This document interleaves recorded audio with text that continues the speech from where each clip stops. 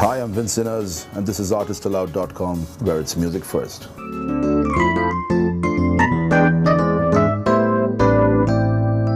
All right, it began a very long time ago. I was about 7 years old, and I was in class wanting to get out of study sessions, and I went to the nearby church in college, in the school, and I wanted to do something, and the father there told me to join the church choir. And it was a good escape for the next 4 years because I didn't have to go back to class sessions early in the morning, so I instead chose to sing in church. Many years later, I was introduced to rock and roll music by a very dear friend of mine, and it sort of began as a big journey, and I formed a band in college.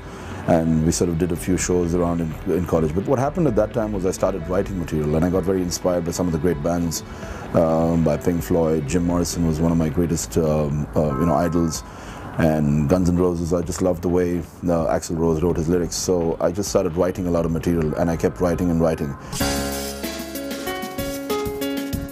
But then I got busy with my career, and after college, it's a choice that you have to make.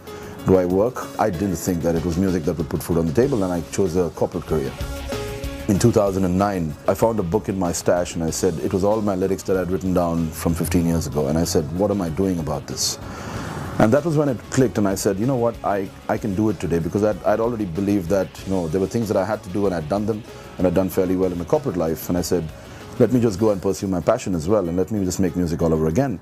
When you think of what I've done, to live a life urban, right and say. I was introduced to this producer Atif Ali from Pakistan in Dubai, and we did the first song, which was The Wise Man, which is a dedication to my father, my late father.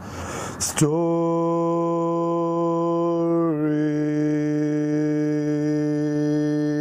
Yeah. So 2010, the album was ready. We released it in 2011 in Dubai.